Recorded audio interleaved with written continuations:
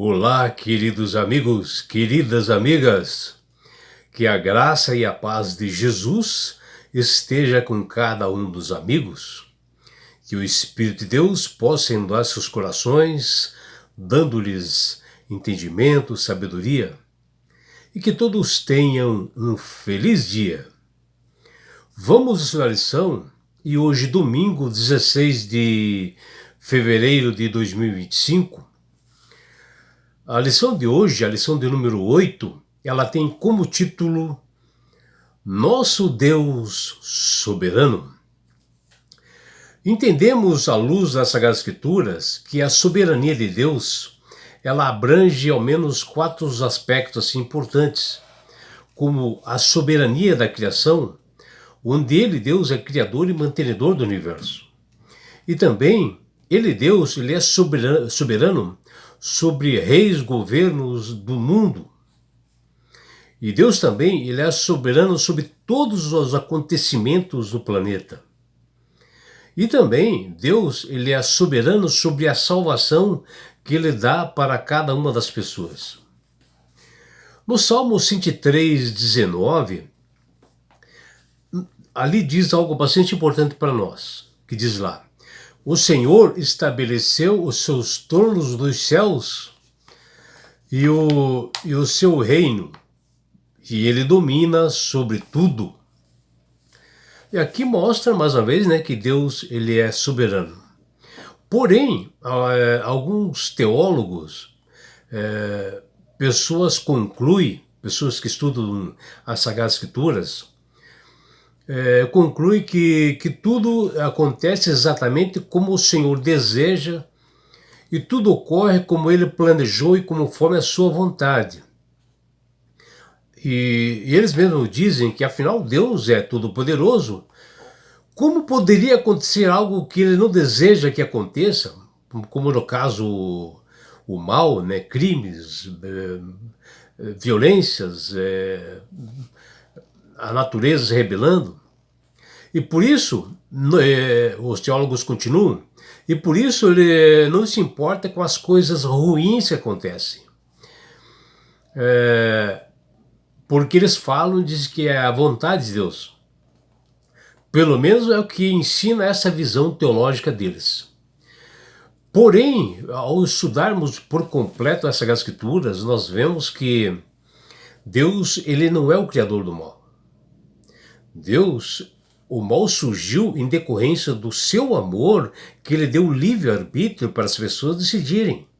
E isso aconteceu, uma rebelião no céu, que se passou aqui para a terra, e que o inimigo chamado Satanás, ele atentou os nossos primeiros pais, e a partir daqui do pecado, já começaram uma série de acontecimentos ruins.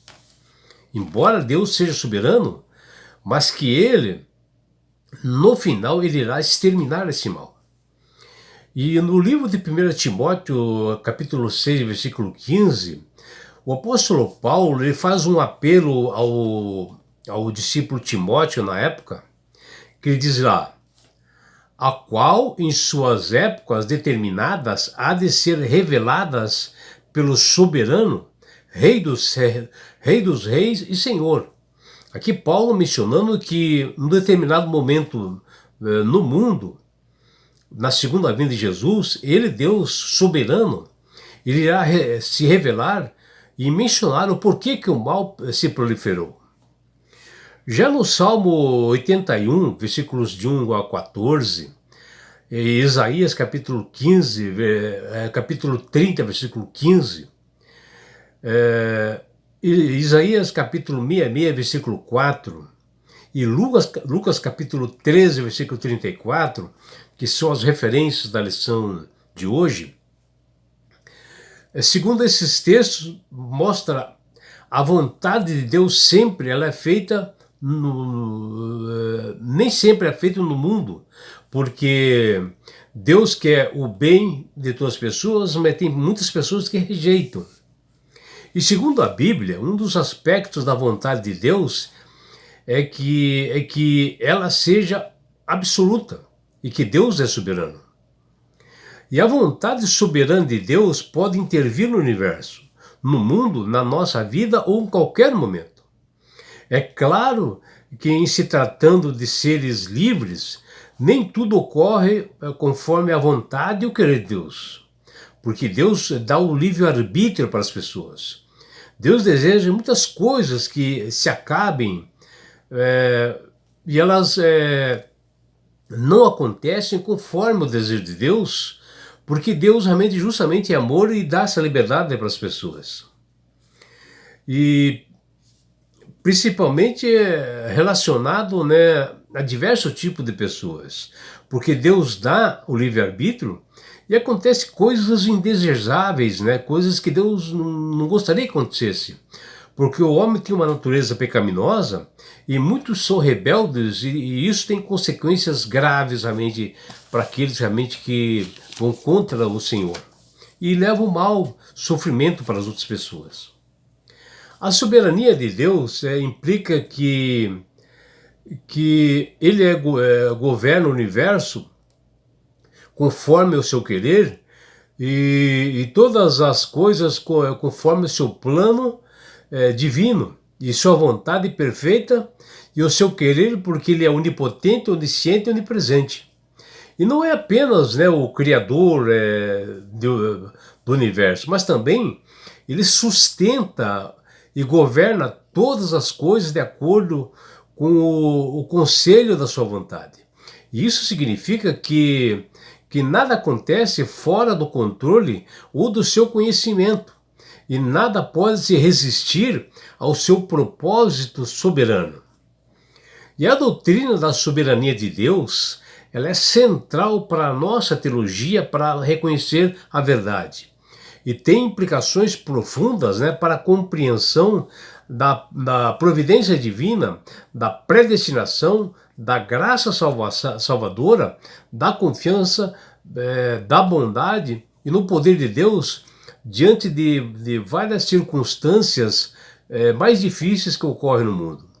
Porém, Deus dá o livre-arbítrio para todas as pessoas, onde você pode aceitá-lo ou rejeitá-lo.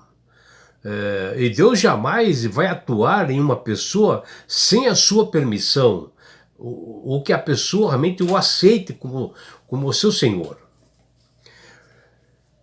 E, amigos, eu conheci assim há uns 3 meses atrás um jovem que ele estava estudando medicina, um jovem promissor, inteligente, e que ele dizia que ele não acreditava em Deus, que tudo o que acontecia no mundo, ele disse que era obra do acaso.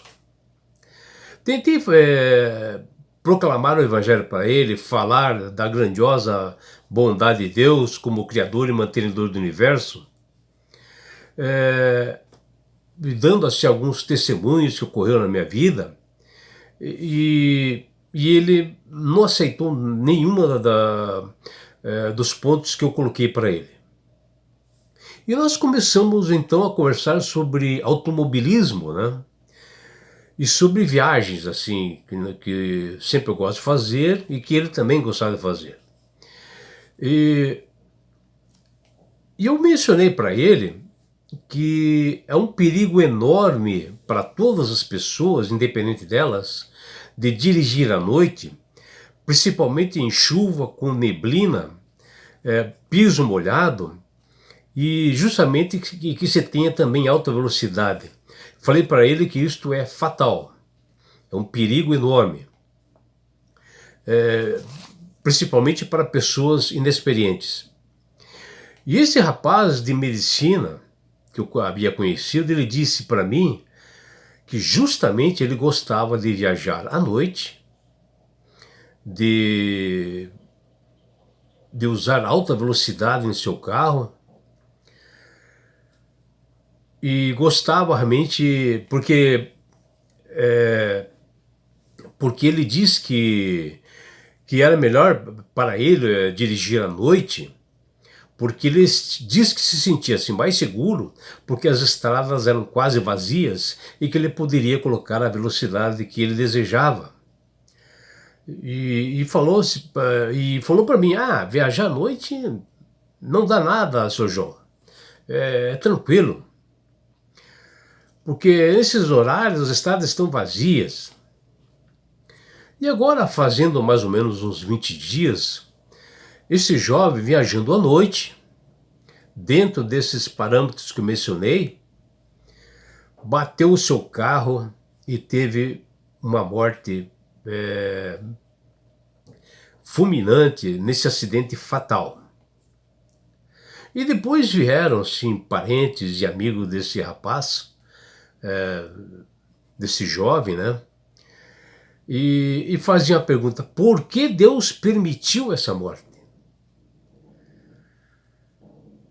Bom, algumas pessoas concluem que tudo que acontece é exatamente como Deus deseja e como Deus tem a sua vontade e seu querer. E que tudo ocorre como ele planejou. E outros dizem que foi destino, né, praticado por Deus. Afinal, Deus é poderoso e soberano, mas ele dá livre escolha para as pessoas. Porque ele conhece o passado, presente e futuro. Conhecedor disto, ele alerta para as pessoas, mas as pessoas às vezes não querem ouvir. Mas como poderia acontecer algo que Deus não deseja que aconteça, maus como hoje, crimes, violências, terremotos, guerras? Por isso não importa as coisas ruins que aconteçam, isso é a vontade de Deus, isso é o que algumas pessoas dizem. Pelo menos é o que as pessoas dizem, né, no mundo hoje também.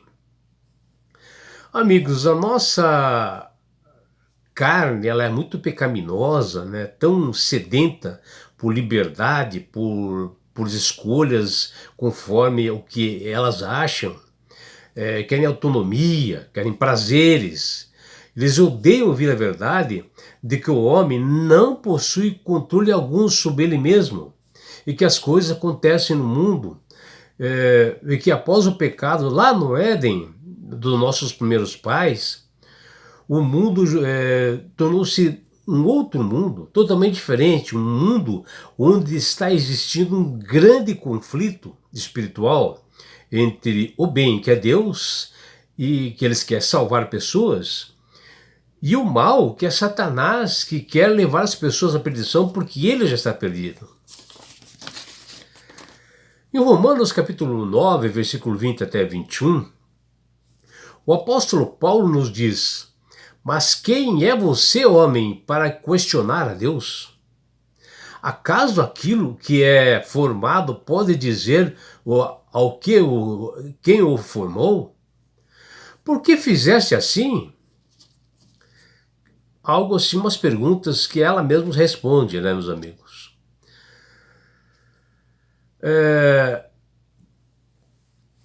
E também nessa sequência de Romanos, ele põe esse ponto aqui, ó, que ele diz lá, o apóstolo Paulo põe: não tem o oleiro autoridade sobre argila para fazer o mesmo barro ou um vaso para propósitos especiais, ou outro para uso comum? Uma pergunta que ele faz para nós, que está lá em Romanos 9, versículo 20 e 21. Pessoas que já passaram pela cruz de Jesus e creem nele, que ele pode salvar através do Filho de Deus, reconhecendo ele, Deus, como o soberano Senhor, elas têm realmente uma posição bem firmada sobre a nossa vida nesse mundo. O que falta às pessoas é estudar as Escrituras, buscar sabedoria através do Espírito Santo para obter realmente respostas para essas dúvidas delas. Ter entendimento e ver que Deus não é o responsável pelo mal no mundo. No Salmo 81, feito por Asaf, ele diz lá: ah, se meu povo me escutasse, diz o Senhor, mas o meu povo não me quis escutar a voz. Está lá no Salmo 81, 11. E também a Bíblia diz lá: assim deixei o andar na teimosia do seu coração. Siga os seus próprios conselhos, que está lá em Salmo 81, 12. Como filhos desobedientes e nécios, né, pecadores, muitos têm vivido sobre a ilusão de uma religião de títulos, né, de como fazer parte de um povo de Israel, que não era sinônimo de uma amizade de Deus. Ter um nome no rol de membros de uma igreja também não é.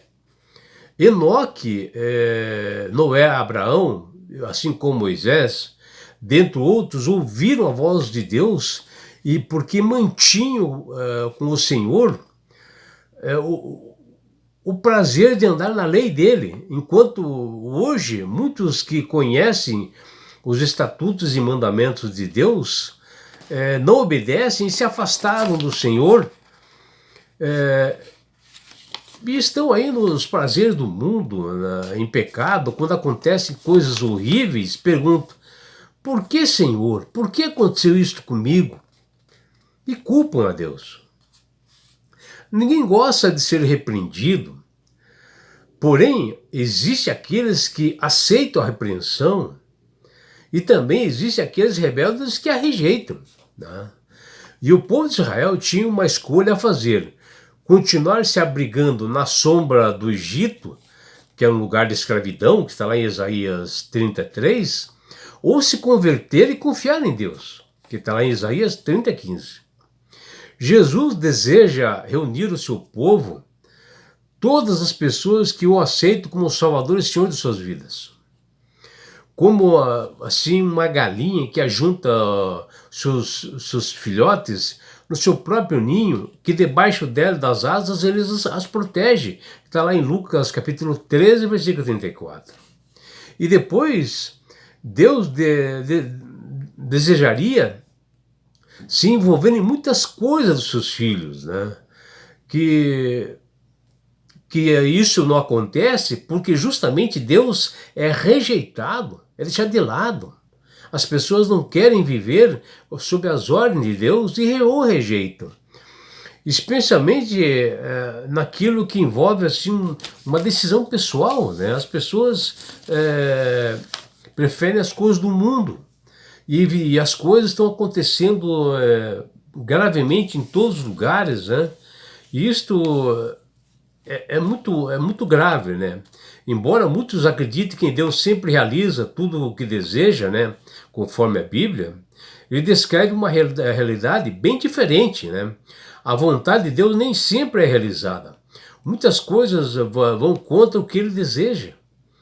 E em muitos casos, Deus disse que o que estava acontecendo era o oposto ao que ele desejava. Essas pessoas ficam rebeldes. O Senhor sempre quis determinada coisa para o seu povo, mas eles escolheram outra. O próprio Deus lamentou ao povo de Israel, diz lá: mas o meu povo não escutou a minha voz. Ah, se o meu povo escutasse, se Israel andasse nos meus caminhos, eu derrotaria logo os seus inimigos. Está lá no Salmo 81, 11, versículos 13 e 14 também. E é por isso, meu amigo, minha amiga, que Deus tem falado com todas as pessoas através do poder do Espírito Santo, para que elas aceitem a Jesus como Salvador e Senhor de suas vidas. Porque o próprio Jesus diz: eu sou o caminho, a verdade e a vida. Ninguém vai ao Pai senão por mim. Quer mais claro que isto? Você só vai para o céu através de Jesus, não existe outra forma. Ele é o único meio dele, o único mediador entre Deus e os homens. Não existe outra forma. E quando você aceita isto verdadeiramente, você passa a ser uma pessoa sábia, de entendimento, uma pessoa que sabe manusear bem as Escrituras, que entenderá esse Deus maravilhoso e soberano, sabe realmente que ele tem o domínio e o comando do mundo, mas porém as pessoas não se entregam seus corações a ele. E não é só isso, meu amigo, minha amiga. Quando você aceita Jesus como Salvador e Senhor da sua vida, você ganha de Deus esse presente que chama-se salvação. E com isto, na grande volta de Jesus para este mundo, ele, Jesus, vai levar você, seus filhos, seus amigos E todos nós, sabe para onde? Para as mansões celestiais. Um lugar, meu amigo, minha amiga, de onde não haverá mais morte, mais dores, mais aflições, não haverá mais perseguições. Você estará no céu. Você participará da grande bodas do Cordeiro. Você terá uma oportunidade de estar assim, ó, face a face com Jesus. Já imaginou? E sabe por que Deus quer fazer isto com você, minha amiga? Com você, meu amigo? Porque Jesus te ama. Abraços do seu amigo João Carlos Amorim.